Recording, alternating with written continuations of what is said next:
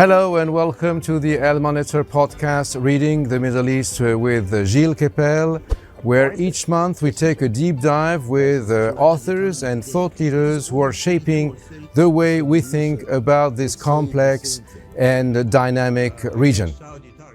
I have the great pleasure and honor to host a very, very special guest, Mr. Orhan Pamuk, recipient of the Nobel Prize for Literature on the occasion of the publication of his latest novel, Veba Geceleri in Turkish, The Nights of the Plague, which just came out in Turkish, in French, and is now out in English. Now, I would like to put Veba Geceleri in perspective with some of your other books, with your more than the 20 books that you have published. Would it be fair to say that while your novels My Name is Red, published in 1998, as well as Istanbul from 2002, or The Museum of Innocence 2008, carried the nostalgia of a history that might have been, to quote the Goncourt brothers, this last book is far more concerned with the actual present day's issues in Turkey and its neighboring states due to the adverse sequels of the history that was. Okay, I've been asked so many times, both by the Turkish media and press and international press, sir, is so-and-so Kemal Atatürk, or Sami Pasha, is Tayyip Erdogan, is your novel allegorical? And my standard answer is, even if my novel were allegorical and symbolical, would I be telling you that? Then it would be foolish to write the novel. Then I would say that in an interview. Yes, a novelist does so many things simultaneously, and that what lends the art of the novel, its complexity and richness. Yes, there is an allegorical side to my novel, while on the other hand, let's take another plague novel, Albert Camus.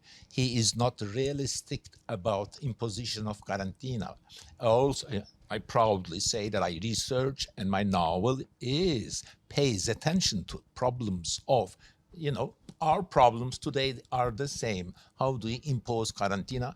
People demand simultaneously two things. This is what I've learned writing this novel 5 years, reading about plague and pandemics. Humanity wants two things simultaneously. They first say, hey, government, you probably bought this pandemic, collaborating with our enemies. Stop it. It's your job to stop it. My sister died. Other people are dying. I'm scared. Stop it, government. Then the same people say, hey, government, don't touch my business. Don't touch my liberties. Don't touch what I do. And again, they say, stop it. Okay?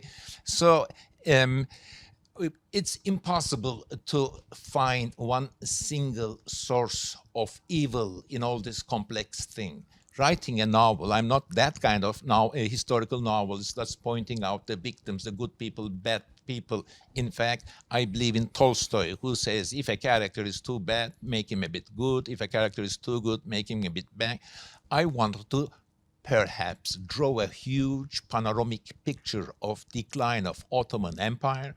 Perhaps one part of my mind was saying to my readers that, yes, there is Ottomanism in Turkey, Erdogan and his party putting on Ottoman Empire and its details and culture on a pedestal. Yes, I too like Ottoman Empire, but don't forget, empires decline. Empires produce people like Sami Pasha, who's whipping everyone, putting everyone in prison. So that's, in a way, my novel is both about the psychology of any pandemic, how one feels alone, how as if the old myths, the God is not there, everyone is dying pointlessly, and also the details of daily life followed by daily objects. The be also, as in all of my novels, paying attention to beauties of life too. That's why I choose an Eastern Mediterranean island, because I like Greek islands, Turkish Mediterranean islands. I've been there. I like small islands. There is also heartfelt, personal color in the book. could you let us know how and why you managed to navigate the gap between your intimacy and the big picture in your fictional work?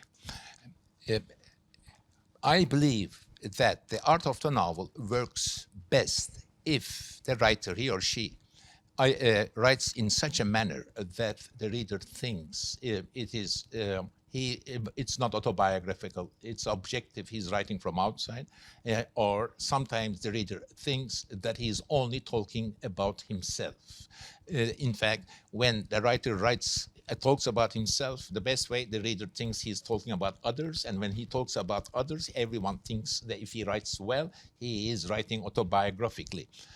This is about the way of telling. Then there is also the mood.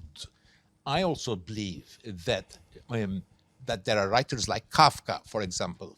For them, literature is self-expression. I also want to write like Kafka, forgetting anything social details, just an allegory, very humane, heartfelt self-expression.